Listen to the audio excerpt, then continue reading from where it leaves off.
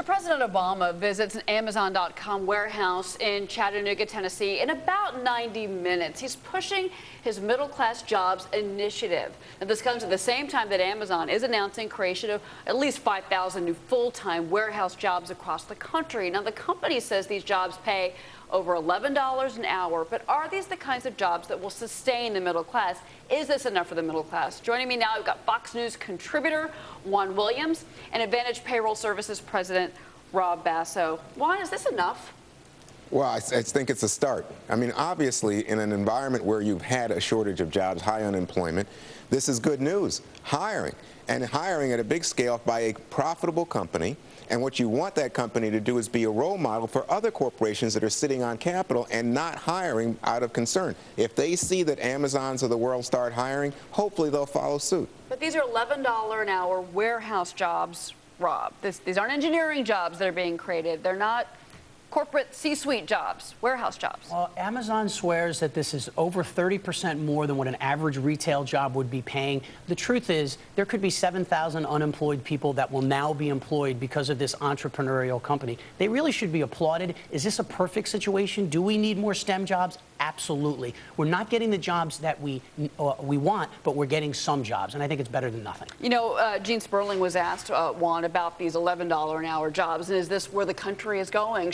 Are we expecting our children to be working in warehouses 10 or 15 years? Should we be happy about that? Here's what he said. He said, we should not denigrate any jobs or any work. He said, sometimes there are two incomes to have a middle class. Do you agree with Mr. Sperling? Here's where I agree with Mr. Sperling. I mean, I don't want my kids working in the warehouse, if that's your point, Cheryl. But I do think that if you look at the recession, the impact of the recession was on blue-collar workers, guys who, and men, by the way. So mostly guys who are working in manufacturing, guys who are working in construction.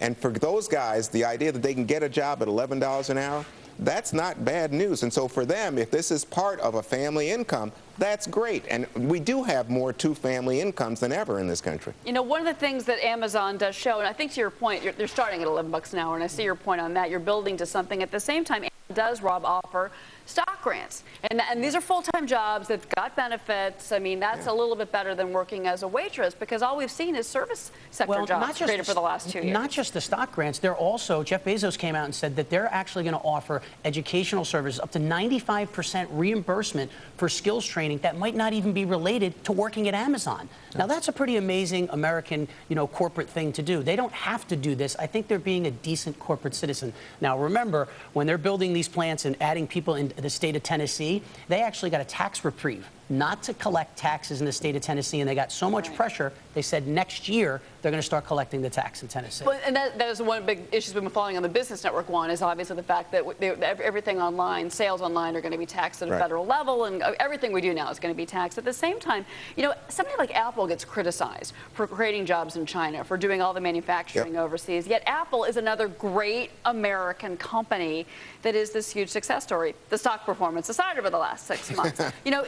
Is there a reason that we don't have more job creation from the likes of Apple in the United States? Are we doing something wrong here, do you think? No, but I think it's shifting. I mean, I was talking to you about the manufacturing sector a moment ago, and I think that people are deciding, because of some differences in economic indicators right now, that you can make money with some manufacturing here in the U.S. And I think you're starting to see some of that move back. Not as much as you like. Why not make an iPhone in this country? Well, that would be great. But if you want to spend $3,000 for the iPhone, you could make it here. Well, that's right, because the economics don't make sense right now. But I think that we're starting to see some push that says, you know what, in terms of the locus of not only the technology, but the tax rates, et cetera, you can bring some of that back.